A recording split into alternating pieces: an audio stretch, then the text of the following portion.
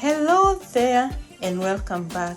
So today I'm back with another amazing recipe on how to make your samosa wraps at home.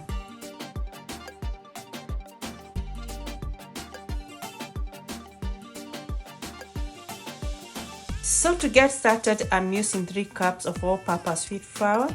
I'm using 1 tablespoon of salt and 1¼ cups of cold water.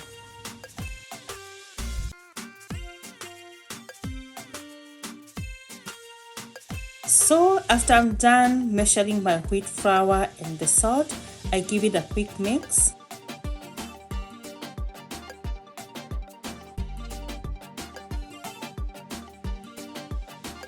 And at this point, I'm adding in our cold water to make a dough.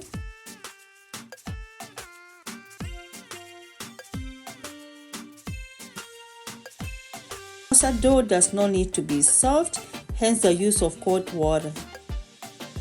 At this point, I make sure I give it a good mix.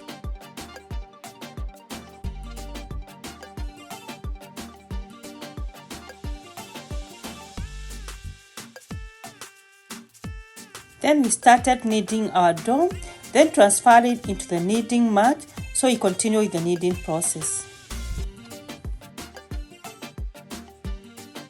So after I was done kneading my dough, I'm now getting it ready so I can cut it into my desired sizes. I was able to get 7 dough balls from this recipe. So I have my dough there covered up so it is not getting dry, and to make my work easier, I'm spreading the dough balls with the palm of my hands so it is easier for me to roll them.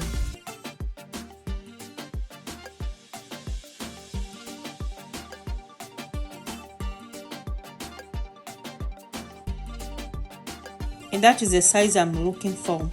I continue with the process until the 7 dough balls were done.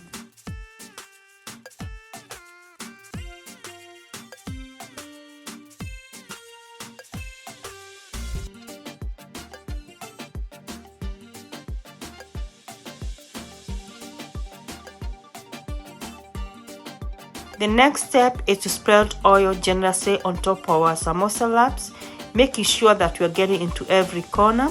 Then stack them up on top of each other, and the one on top does not need to be oiled. We just need to dust it generously with some wheat flour.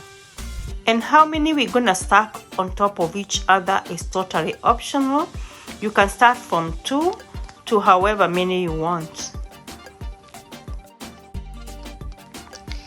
And at this point, I'm using my hand to spread out the wraps so as to make my loading process easier.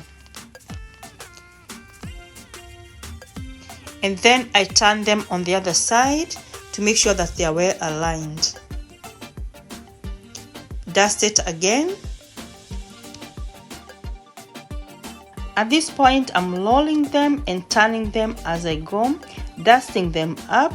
This is because the oil can start seeping from the side, which can make it hard for you to roll them up nicely. I'm aiming for a size of a chapati or 12 inches in diameter.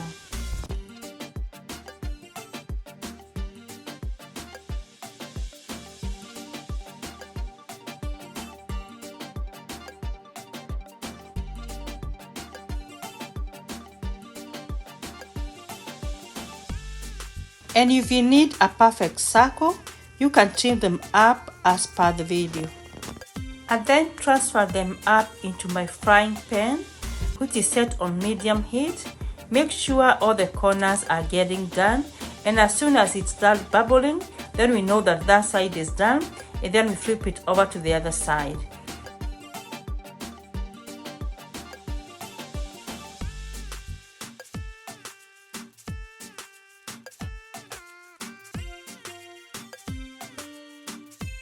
And at this point, our samosa wraps are all done. And look at that. That is how easy it is to separate them after you have followed the process correctly.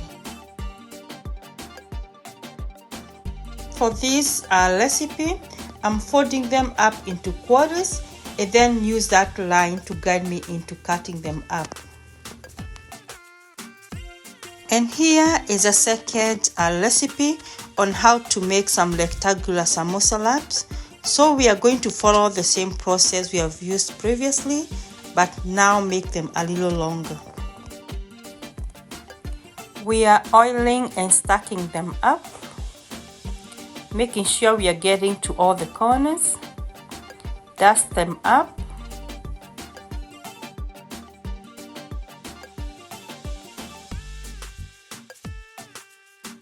And as I said, this time we're gonna make them a little wider and longer.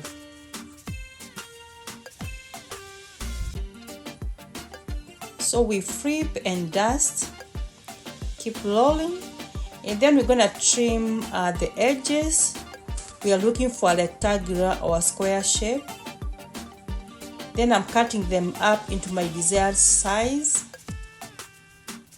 And these offcuts can be used like a snack. We just need to fry them up after we are done with our samosas. So for these rectangular shapes, I'm using my griddle, but you can also use your oven. So as we said, if they start to bubble up, you know they are done on that side, and then you flip them up onto the other side, making sure that all the edges are done. And that is how easy it is to separate them also. And at this point, I want to request you to subscribe to my channel. Hit up the notification bell so you're notified every time I upload a new video.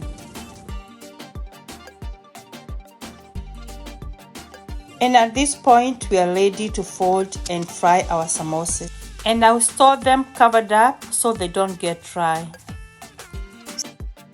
I hope you are being inspired to go and try this recipe. And until we meet in the next video, may the Lord bless you, may the Lord keep you, may He watch over you, and may He give you peace. Bye-bye.